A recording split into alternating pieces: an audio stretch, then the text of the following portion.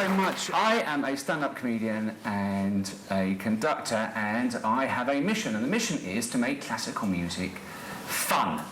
Let me begin by sort of saying a little bit about myself. I began my professional career in orchestras, working in the management of orchestras.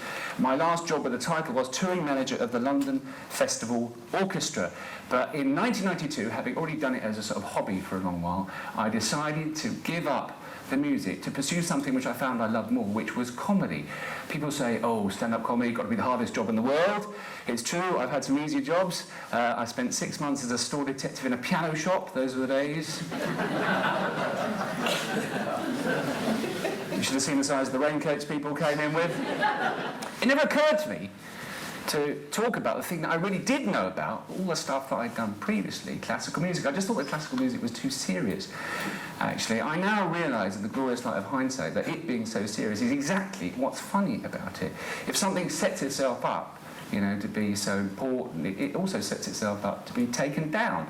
So in 1996, I wrote a show. It was called All Classical Music Explained. It's subsequently gone on TV and radio.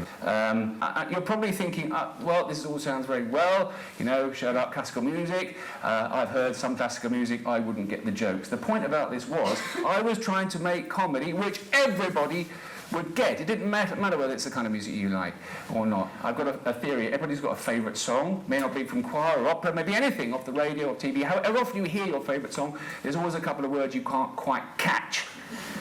The weird part is, once you've misheard one or two words, you can start mishearing other perfectly audible words, so it all fits together with your weird version of what your favourite song is all about. Now, I've got a bit of music here, and I'm going to translate it. I'm going to hold up some cards as well.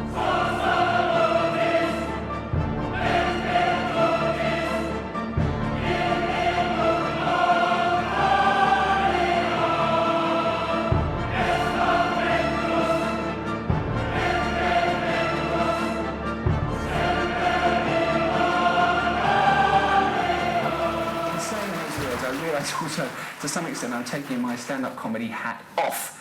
And I'm going to tell you a story about what a conductor does, within which I hope you'll find parallels with what you do in social housing. That's what this is about. Okay, what the hell does a conductor do? Here are some potential answers. Dances to the music. That's what it looks like they do most of the time. Gets paid the most, yeah. Has the best chance of getting laid. Yeah, possibly, but if you know anything about the average age of audiences at classical concerts, that's not all it's cracked up to be. So, I want to show you what it'd be like if you were in an orchestra, okay? Helps to bring musicians in at the right moment. Okay, let's have continuous beating from this side, and these guys, one beat on my, one tap on my signal. Here we go, continuous beating on my beat.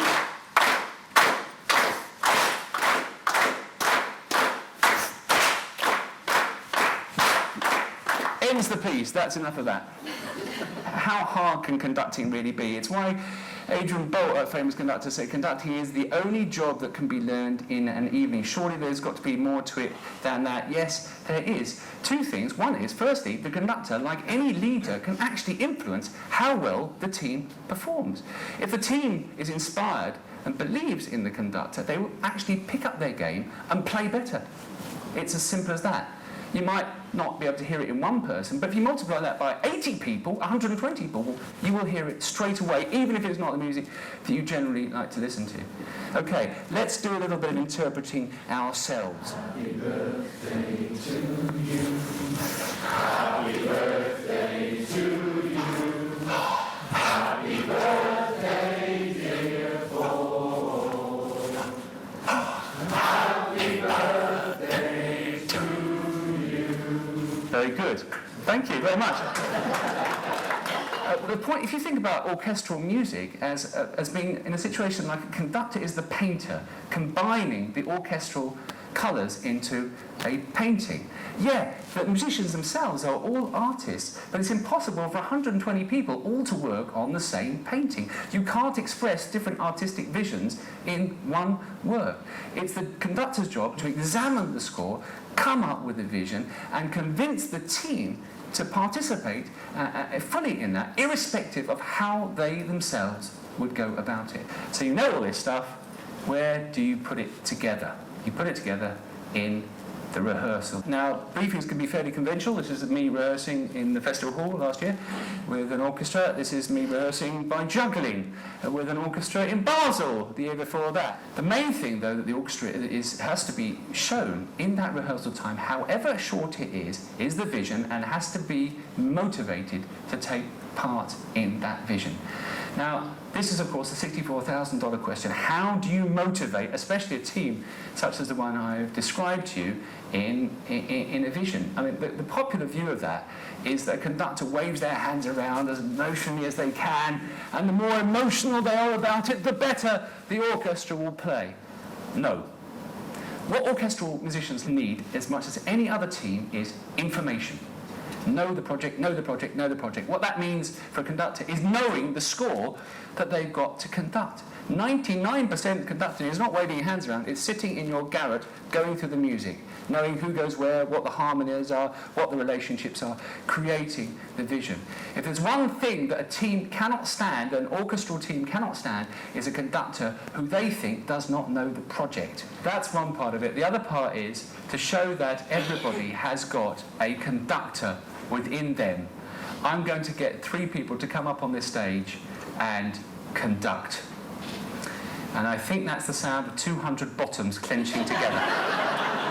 Point to the percussionists as they go to the back there, the percussion, point to them to sort of drum roll and go. Let's see the conductor, Emma.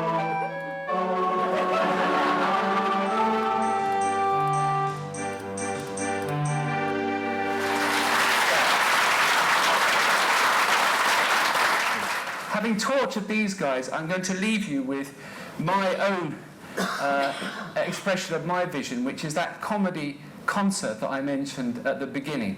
It is something that I've done all around the world, achieving my goal, and I hope you have learned something that will enable you to achieve yours.